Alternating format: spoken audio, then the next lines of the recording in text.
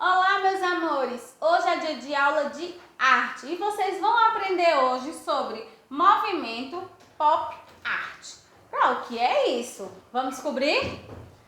O pop art é um movimento artístico que se caracteriza pela reprodução de temas relacionados ao consumo, publicidade e estilo de vida americano. Então, esse movimento, ele retrata a vida dos americanos, ele retrata algo real, tá? É aquele movimento em que surgiram várias campanhas publicitárias em que na América, lá no lado dos Estados Unidos, o auge era a Coca-Cola, o rock and roll. Então, tudo isso, nessa época desse movimento, foi mostrado de forma artística, né? Utilizando o movimento pop art. Esse é um termo em inglês que significa arte popular. Nós temos aqui no Brasil a arte popular brasileira. Lá chama-se pop art. E surgiu durante a década de 1950 na Inglaterra. A expressão foi criada pelo crítico Laurence Alloway, que fala de uma cultura de estrada, a qual tem como temas centrais a comunicação em massa e a produção de imagens. Então, esse movimento artístico, ele foi criado, ele começou a existir justamente para encher os olhos das pessoas nas campanhas publicitárias, tá? Para que as pessoas quisessem, gostassem de determinados artistas, de determinadas comidas. Então, era realmente para encher os olhos das pessoas que viviam naquela época. Quais são as características da pop art? A aproximação da arte com a vida cotidiana, diferente de outros movimentos que a gente viu que não tem nada a ver com a natureza, tem nada a ver com o cotidiano. Esse movimento ele se aproxima à vida das pessoas, ao cotidiano das pessoas. A utilização de cores intensas e vibrantes, que era realmente para chamar a atenção do público, reprodução de peças publicitárias, para poder fazer com que as pessoas gostassem do produto, que gostassem da música, que gostassem de determinado artista. Inspiração na cultura de massa, uso da serigrafia, que é uma espécie é um tipo de pintura, tá? Imitação da estética industrial, reprodução em série do mesmo tema.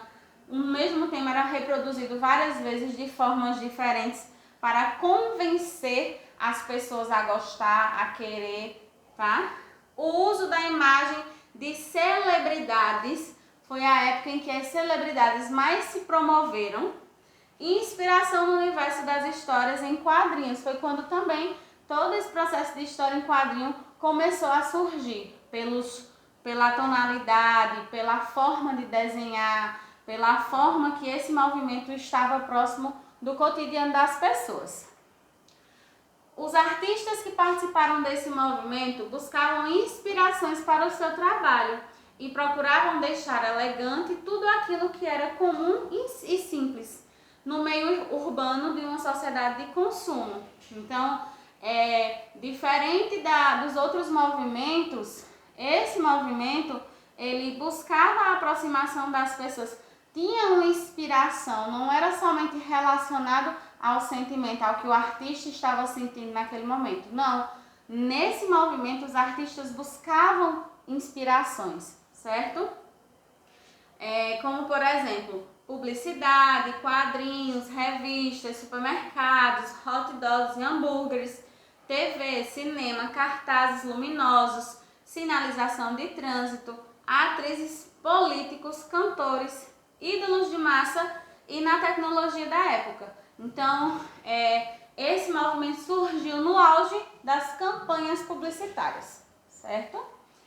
Portanto, esse movimento valoriza tudo que atraía e agredia visualmente, porque tudo chamava muita atenção. Tudo que eles criavam chamava a atenção. Os artistas dessa corrente trabalhavam com cores vivas inusitadas e massificadas pela publicidade. Eles elegiam as imagens pictóricas e os símbolos de natureza popular. As imagens pictóricas eram as imagens das pessoas, os desenhos das pessoas, tá? E os símbolos de natureza popular, como um refrigerante da época, como pessoas famosas naquela época, tá? Então aqui o exemplo de uma campanha publicitária da Coca-Cola, né? Que essa daqui foi em 1963. Quem fez foi Andy Warhol.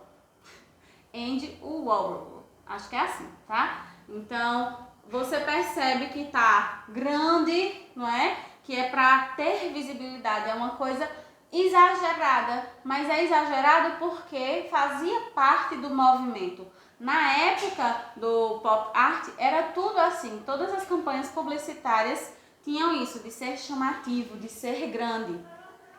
Tenho aqui também o quadro essa daqui é Marilyn Monroe, ele foi feito essa representação foi feita em 1962 pelo mesmo artista, tá? Ele expressa bem a cor do cabelo, tá bem viva, bota ela repetidas vezes, que é para chamar a atenção da população. Andy tornou-se o representante mais conhecido da pop art do mundo. Ficou famoso por retratar ídolos da música popular e do cinema, evidenciando o quanto essas figuras são impessoais e vazias. São exemplos Marilyn Monroe, Michael Jackson e Elvis Presley. Então ele desenhava esses artistas, ele fazia quadros, fazia a publicidade de forma geral desses artistas, tá? E como é que aconteceu o pop art no Brasil? No Brasil, o pop art surgiu em outro contexto histórico. Aqui estava em curso a ditadura militar e os artistas utilizaram a estética do pop art para se comunicar com a massa, com as pessoas e assim transmitir críticas ao sistema, que o sistema da época era de ditadura militar. Então eles utilizavam todas essas características do pop art, a forma de se expressar, para transmitir críticas à ditadura militar. E aqui eu tenho um exemplo, né, nessa pintura, nessa expressão aqui artística. Os principais nomes da pop art brasileira são Antônio Dias, de 1944, Rubens Gessmann, 1942 até 2008, e Cláudio Tosi, de 1944.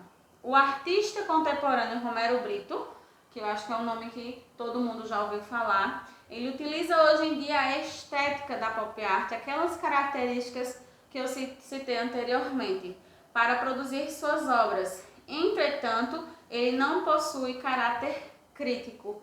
Ele faz obras, ele cria obras que chamam a atenção, que tem cores fortes, né, que retrata o nosso cotidiano, mas ele não tem um olhar crítico. Ele não usa a obra de arte dele para críticas políticas, nem crítica de forma nenhuma. É só para representar o cotidiano das pessoas. Então, eu espero que vocês tenham entendido, tá? E qualquer dúvida, fala com a Pro. Um beijo, até a próxima aula. Tchau!